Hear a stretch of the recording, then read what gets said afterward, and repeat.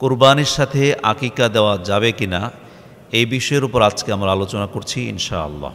আমাদের সমাজে অনেকেই কুরবানির সাথে আকিকা দিয়ে থাকেন, এটা জায়েজ আছে কিনা এ বিষয়ে বিস্তর আলোচনা, পক্ষে এবং বিপক্ষে আলোচনা রয়েছে। তবে হানাফি মাযহাব মতে কুরবানির সাথে আকিকা দেওয়া জায়েজ, তবে উত্তম হচ্ছে শিশু জন্মের ৭ম দিবসে আকিকা দেওয়া, ৭ম দিবসে না পারলে ১৪তম দিবসে আকিকা দেওয়া, আর নয়তো ২১তম দিবসে আকিকা দেওয়া, অথবা যখন পারে তখনই আকিকা দেওয়া উত্তম। কিন্তু কেউ যদি কুরবানির সাথে আকিকা দিতে চায়, এটা হানাফি মাযহাব মতে কুরবানির সাথে আকিকা দেওয়া জায়েজ আছে, বৈধ আছে। যেমন আকিকা ইব্রাহিম আলাইহিস সালামের সুন্নাহ।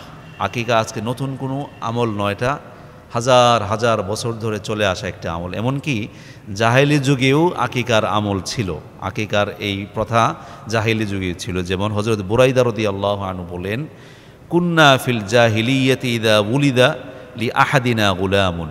জাহেলি যুগে যখন আমাদের পুত্র সন্তান জন্মগ্রহণ করত, তখন যাবাহা শাতান, আমরা একটা বকরি জবে করতাম, ওয়ালা তখরাসাহু বিদামিহা, আর ওই বকরির রক্ত ওই শিশুর মাথায় লাগাইয়ে দিতাম, অর্থাৎ শিশুর মাথায় এরকমভাবে লাগিয়ে দিতাম। ফালাম্মা জা আল ইসলাম, যখন ইসলাম আসলো, কুন্না নাযবাহু শাত, তখন আমরা বকরি জবে করতাম ইয়াউমাস সাবি', ৭ম দিবসে, ওয়ানাহলিকু রাসাহু, ওয়ানাহলিকু রাসা, তার মাথা কামিয়ে দিতাম, চুল কামিয়ে দিতাম, ওয়ানাল তখহু বিজাফরান, এবং তার মাথায় জাফরান মেখে দিতাম। জাহেলি যুগে শিশুর মাথায় রক্ত মেখে দিতাম, আর ইসলামের যুগে আমরা জাফরান মাথায় লাগাই দিতাম, ৭ম দিবসে তার চুলগুলো কর্তন করতাম। সালমান ইবনে আমির আয-যাবি রাদিয়াল্লাহু আনহু বলেন, রাসূলুল্লাহ সাল্লাল্লাহু আলাইহি ওয়াসাল্লাম বলেছেন, মাআল গুলামি আকিকাতুন, শিশু জন্মের সাথে আকিকা জড়িত, অর্থাৎ শিশুর জন্মের সাথে আকিকা জড়িত। ফাআহরিকু আনহু দামা, তার পক্ষে তোমরা রক্ত প্রবাহিত করো, মানে প্রাণী জবে করো। ওয়া আমিতু আনহুল আদা, এবং তার মাথার কষ্ট দূর করে দেবে, চুল কেটে ফেলো। তাহলে এই হাদিস দ্বারা জানা গেল যে আকিকার প্রথম সময়টা একদম পিওর, নিখুঁত ওয়াক্ত, সময়টা হচ্ছে শিশু জন্মের ৭ম দিবসে। এটা হচ্ছে আকিকার আসল সময়, প্রকৃত সময়। কিন্তু কেউ যদি এই সময় আকিকা দিতে না পারে, তাহলে ১৪তম দিবসে দিবে, যদি তাও না পারে ২১তম দিবসে দিবে, তাও যদি না পারে অন্য যে কোনো দিবসে দিবে।